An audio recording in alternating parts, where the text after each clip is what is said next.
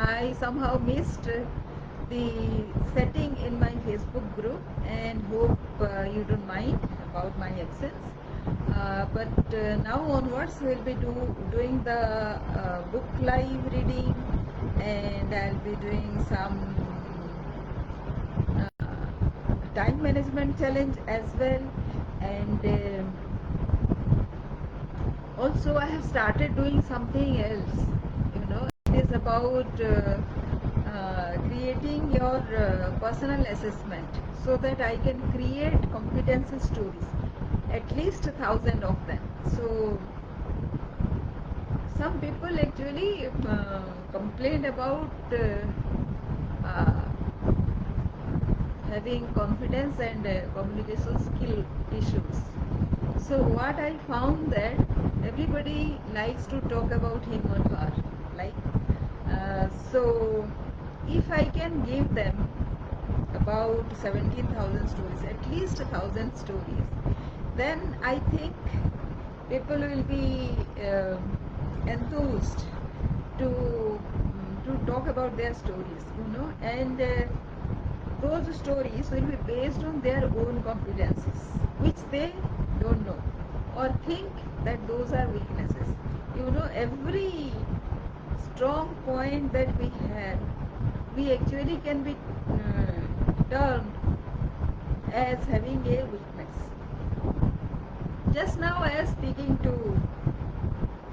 somebody who uh, who he has a lot of competencies, strong points, but he has two or three weaknesses, as you said. He appears to be disappointed a lot because he has not achieved his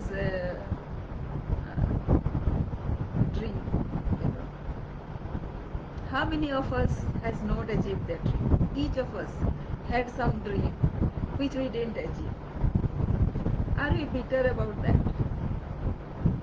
Does our personality reflect that we missed out on some dreams sometimes, someday during our career? We have forgotten about that, right? Yes, we have forgotten about it.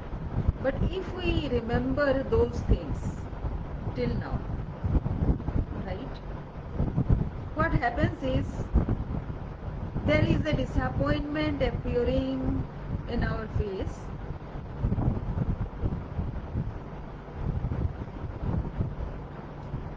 which will kind of push people away. Nowadays how the society is, the people are scared that you might ask for some help. So the moment they see some disappointment, they can see the attachment to that kind of disappointment. For them, for anybody, any of our disappointment will appear like a joke. For us, it is a huge thing, but for others, it is nothing. If it has not come true, then let it go. We are expected to get on along with life with a different set of dreams. That is what they say. But when we are too attached to our dreams, we will not be able to let go those dreams easily. Especially when the subsequent dreams also have not come true. The subsequent dreams are anyways our subsidiary dreams, not the original dreams that we had gone for. Now I wanted to be a rocket scientist, right? I wanted to be a scientist. I wanted to go to the moon. I wanted to be working for NASA. For that I was required to be a scientist. But I never qualified for engineering. I tried at least three times. First time I didn't qualify also to sit in the exam, and to cut a big story short, for each of my success that I speak of today, at least 100 disappointments were there in my life. That means I attempted 100 things and failed at 99. I did attempt some 1% success, and that also is huge. I cannot really blame God, you know. My life is not entirely useless. I enjoyed those victory moments, and today somebody, I can see lot many people are jealous of what I can do. So what decision would you take? What decision you expect me to take about myself? Am I a useful person or not useful? Am I a worthy person or unworthy? We have to get ahead with life. Some disappointments happen and it remains with us for quite a long time. Whatever accompanying humiliation comes, insults come, disappointment comes, that we have to take in our strides. Those have been our experiences, and although we can be very bitter about why those things should happen to us, but those have happened to us, and we cannot blame anybody really, right? Because of some of our own decisions, maybe those things we allowed.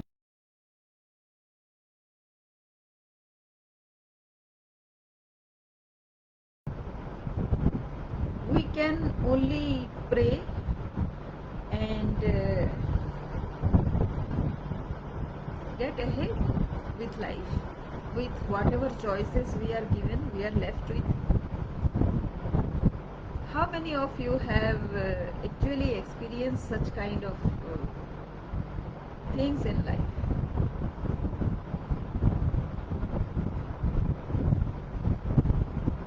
All of us, right? All of us.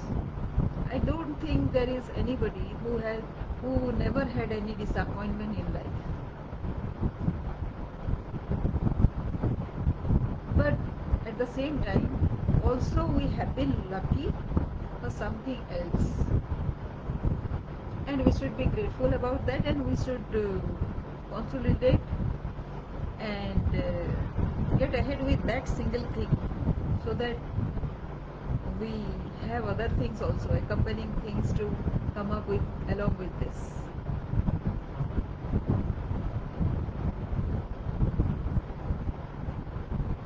So all these experiences would have created some strengths in you, some weaknesses in you, some skills in you, some competencies in you, a potential you might have discovered, and all these create thousands of competency stories, which is called experience.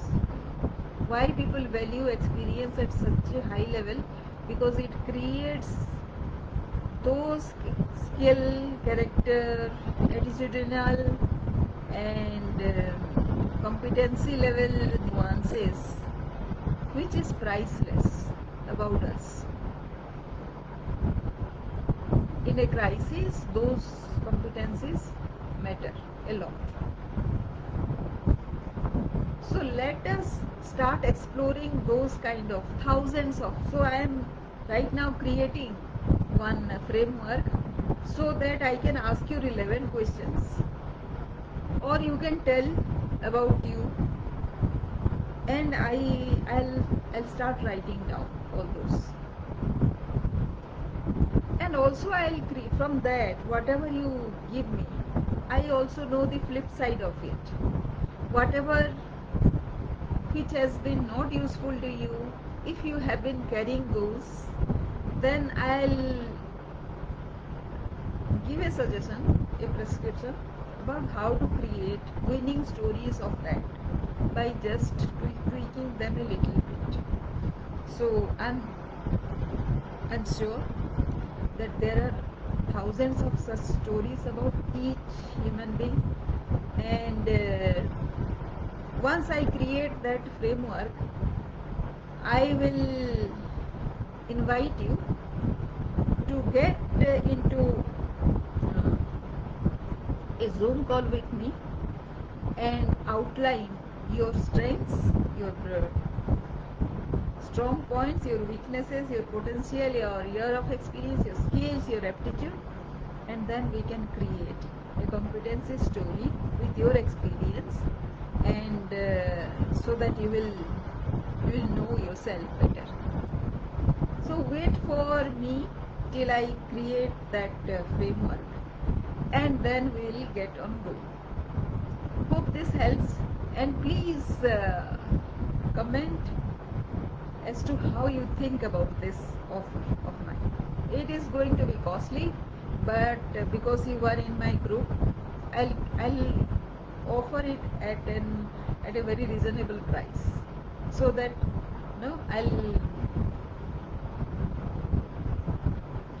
I can create something useful for you and accelerate your growth. That is what I am for. So see you then.